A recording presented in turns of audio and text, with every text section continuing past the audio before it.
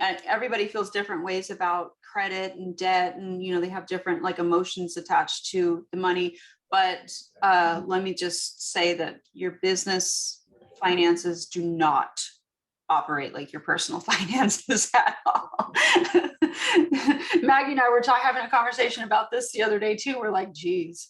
But it just doesn't. So I think when we started our business, we were debt free. We were all these different things, and we went into it thinking, well, the business is debt free, and we own our own truck, and we own this, and we were very proud of ourselves in that respect, and we wanted to keep it that way. But we realized we never could grow past where we were either, because we had a mindset that we didn't want to get into debt, and we didn't want to take out a loan, and we didn't want to. So we started taking things on personally, which was dumb.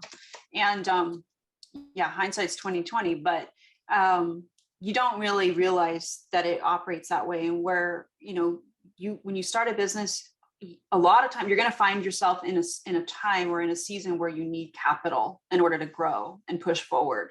And maybe not for every business owner in here, but there are a lot of business where that's true, where I straight up need capital to make this thing grow. And if I had this and I was here, it would explode, or my growth would be exponential, or it would be very lucrative. And then you can't do that because you're limited, so that's why I feel like the business credit is really important, because we want you definitely to grow and be able to do things. You can even take loans out, or business loans out for, your marketing or any of that stuff. Or, like I said, equipment, supplies, the list is unending. And having that LLC gives you that protection to spend that money and also not pay taxes on the money that you're spending in your business. So let me ask a question. This is probably all in the same ballpark, because I've done a lot of writing for banks and business banks. And most of the time they're touting the SBA, the Small Business Association. Have anyone, Maggie or you, Daphne, had any dealings with the SBA? And are they a good resource? Because it makes it sound, the SBA is out there. Wow, good old SBA. I mean, have you? They are good in that, like, they are, they're regulated by the government. So like, they can't put insane terms on whatever loan they give you and things like that.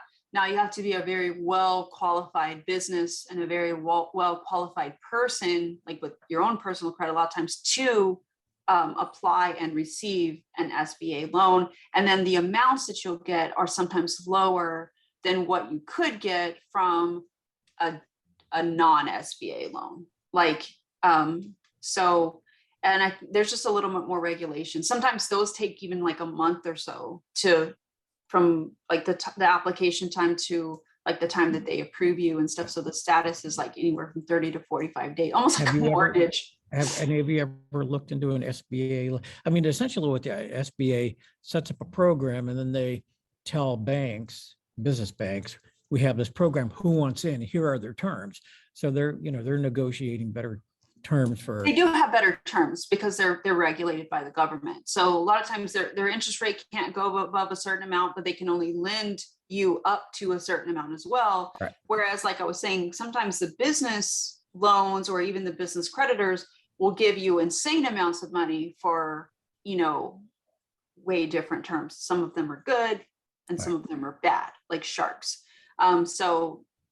You've got loans in the business world that will have weekly term, like you pay weekly. Some of them you pay daily. It's ridiculous. Those are retarded.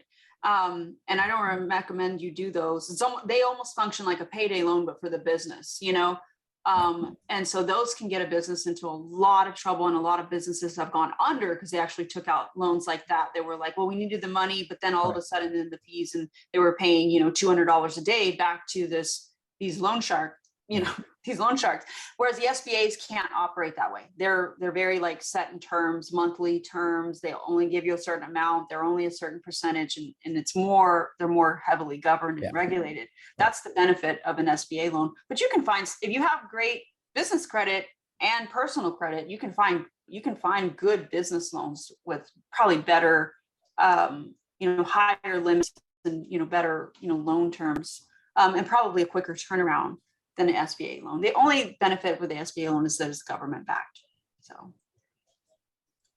That can be a positive and a negative, because now the government has all Your this business additional information. information Yeah. on you. Yeah. And so, you know, sometimes you have to weigh the benefits of doing SBA as opposed to doing another kind of business loan, because you're giving them access to what's in your pocketbook as your business. Mhm. It's a little, you have almost no transparency. It's there. more invasive. Yeah. Yeah. And so, you know, you're just going to have to do a little research and figure out which way you would want to go. I mean, I think, you know, anyone that you start with, like just building your credit to start, like Daphne was saying, is where you probably should start, because you're not going to get a business loan unless you've got some sort of Track record. yeah. Okay, that's very good insight.